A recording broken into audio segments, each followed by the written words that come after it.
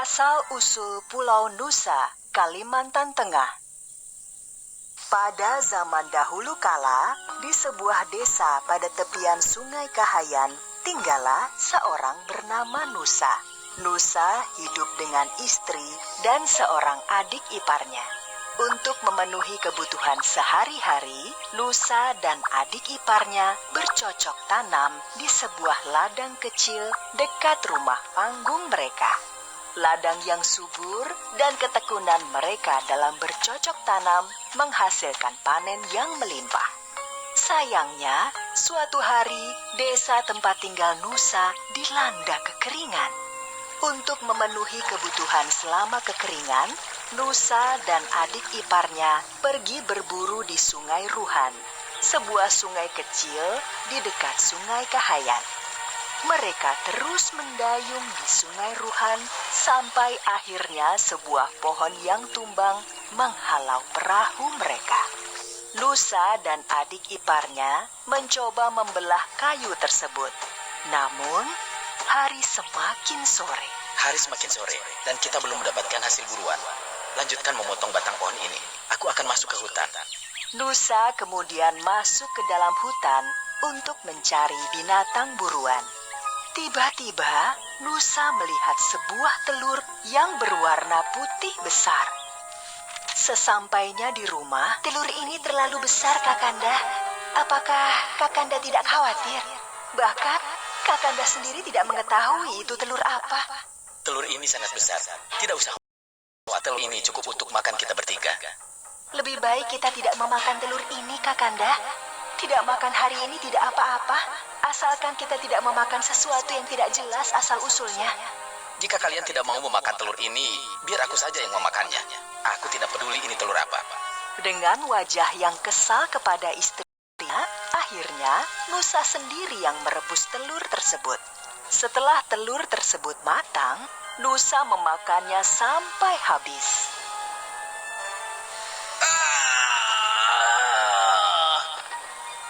Nusa terlihat panik. Seluruh tubuhnya muncul bercak-bercak merah. Rasanya sakit dan gatal. Istri dan adik ipar Nusa datang membantu menggaruk tubuh Nusa. Bukannya menjadi sembuh, bercak-bercak merah di tubuh Nusa berubah menjadi sisik. Nusa pun akhirnya menyesal telah mengabaikan peringatan istrinya agar tidak memakan telur tersebut. Namun, semuanya telah terlambat. Adik ipar Nusa pun datang bersama warga. Mereka terkejut melihat tubuh Nusa telah dipenuhi sisik dari dada sampai kaki. Karena tubuhnya yang semakin membesar, Nusa kemudian dibawa ke halaman. Tubuhku panas sekali. Tolong masukkan aku ke dalam sungai. Adik ipar dan para warga desa membantu mendorong tubuh Nusa masuk ke dalam Sungai Kahayan yang sedang mengering. Istri Nusa hanya memandanginya dengan tatapan sedih. Ketika masuk ke dalam Sungai Kahayan, tubuh Nusa kemudian benar-benar menjadi naga yang sangat besar. Setelah bersusah payah dibantu warga masuk ke dalam sungai, Nusa kemudian berpesan kepada istrinya. Adinda, nanti malam akan turun hujan lebat disertai badai. Lebih baik kamu, adikmu, dan para warga segera mengungsi. Tinggalkanlah Kakanda di sini. Sudah menjadi garis nasib kita harus segera berpisah. Maafkanlah Kakanda selama ini. Nusa yang telah sepenuhnya menjadi naga itu hanya bisa menangis melihat kepergian orang-orang yang disayanginya. Pada malam harinya, seperti yang dikatakan Nusa, terjadi hujan badai. Luapan air yang besar membuat tubuh Nusa terbawa arus. Tubuh Nusa yang terbawa banjir Sungai Kahayan akhirnya terdampar di dekat muara. Nusa hanya berdiam diri sambil melingkar tubuhnya di muara Sungai Kahayan. Di muara sungai tersebut banyak terdapat ikan sehingga Nusa tidak kesulitan mencari makanan. Kehadiran Nusa di muara tersebut membuat ikan-ikan menjadi cemas akan keselamatan mereka.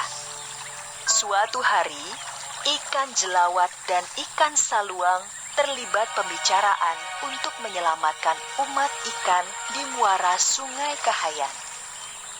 Aku punya ide bagus. Kalian ikut saja ideku. Bagaimana caranya kita mengusir naga Nusa dari sini? Kalian harus tenang. Tunggu saja perintahku. Yang penting, kalian semua siap membantuku. Tuan Nusa, aku tadi bertemu seekor naga jahat yang besarnya sama denganmu. Naga jahat itu tahu engkau tinggal di sini. Dia memintaku untuk menyampaikan tantangan berkelahi kepadamu. Berani sekali dia menantangku. Aku tunggu dia besok di sini. Keesokan harinya, naga Nusa sudah mempersiapkan diri untuk menghadapi naga yang menantangnya. Sambil melakukan pemanasan, Nusa merasa aneh, tidak ada seekor ikan pun yang terlihat.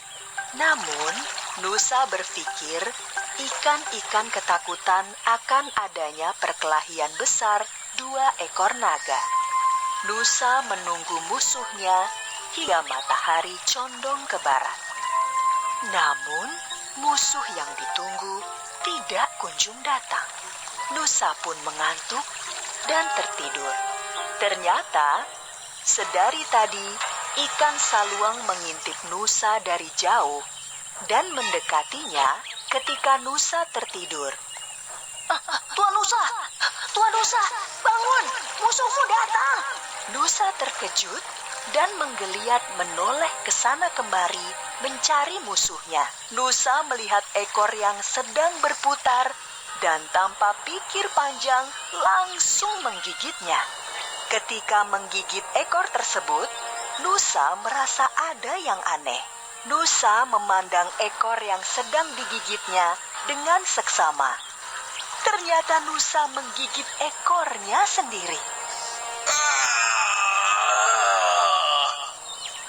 Nusa berteriak kesakitan karena ekornya putus. Dan yang lebih menyakitkan bahwa dia sendiri yang menggigit ekornya. Melihat ekor Nusa yang telah putus, maka ikan saluang segera mengomando ikan-ikan lainnya yang jumlahnya ribuan untuk menyerang ekor Nusa yang terluka. Wahai umat ikan di Muara Kahayan yang selama ini dijajah naga Nusa, saatnya untuk membebaskan diri kalian dari penjajahan ini. Segera serang dan gigit ekor naga Nusa yang terluka. Dengan serentak, ribuan ikan dari berbagai jenis menyerang ekor naga yang terluka. Naga Nusa lari ke sana kemari menyelamatkan ekornya. Naga akhirnya kelelahan dan tidak sanggup lagi untuk lari. Jumlah ikan yang mengerubuti ekornya semakin banyak. Nusa hanya bisa berdiri sambil kelelahan. Nafasnya tersengal-sengal dan dia pun menangis. Nusa akhirnya tidak mampu bertahan. Tubuhnya ambruk dan tidak bergerak lagi. Naga Nusa yang perkasa itu akhirnya mati. Ikan-ikan terus memakan tubuh Nusa hingga hanya menyisakan tulang-tulangnya. Kerangka naga Nusa itu akhirnya ditumbuhi berbagai tanaman, dari semak belukar hingga pepohonan.